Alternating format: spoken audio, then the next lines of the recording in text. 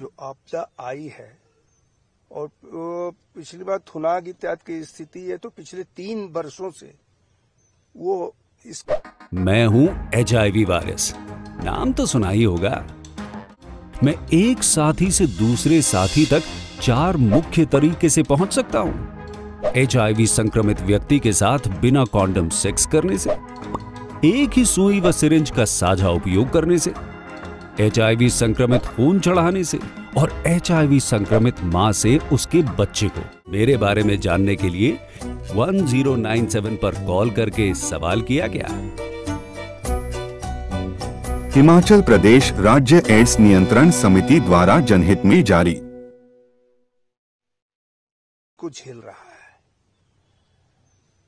आज मैं ये मान करके चलता हूं कि व्यक्तिगत तौर पर गाड़ियां नहीं उस तरह से जा पा रही हैं, तो मैं उनके घर तक नहीं पहुंच पा रहा हूं, लेकिन कम से कम आज थुनाग तक अपना सब सामान भेज करके मैं जितना संभव हो रहा है उनको मदद पहुंचाने का काम करूंगा। राजभवन इसके लिए पिछले बार भी किया है और अभी शुरुआत है। आगे जितनी भी सहायता संभव होगी वह जरूर मैं भेजने का काम करूंगा, वहां के लोगों को देने का काम करूंगा। आज के संदर्भ में तो लगभग 540 कंबल है और 10 फैमिली टेंट है।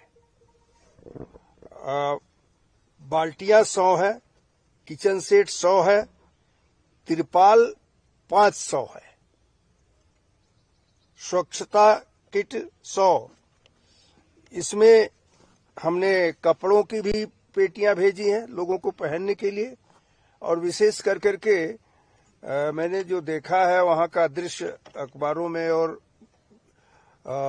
चैनल पर, उस आधार पर अब नाप तो नहीं मेरे पास था, लेकिन फिर भी ये जान करके कुछ जूतों को भी मैं भेजने का काम किया हूं ताकि लोगों के लिए चलने इत्यादि में सुविधा हो सके।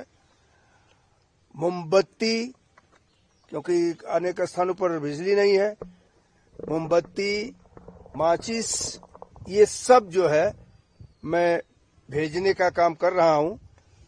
अभी तक तो राजभवन से मैं भेज रहा हूं।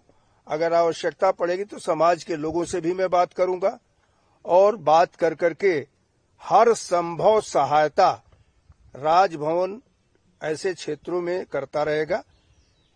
मैं ये मान करके चलता हूं कि इसमें आपदा में पूरी तौर पर किसी को नहीं सहाय किया जा सकता है, लेकिन जितना संभव हो वो सभी लोगों को करना चाहिए। ये हम कर रहे हैं। सर, जिस तरह से प्राकृतिक आपदाएं बढ़ रही हैं, खासकर पहाड़ी राज्यों में, ग्लोबल वार्मिंग और क्लाइमेट चेंज एक इशू है, लेकिन क्या इसको स्टडी किए जाने की जरूरत है, साइंटिफिक तौर से देखने की जरूरत है, पर्यावरण को संरक्षित करने की जरूरत है? आपका जवाब वह बहती हुई लकड़ियां दे सकती हैं जो इन आपदाओं में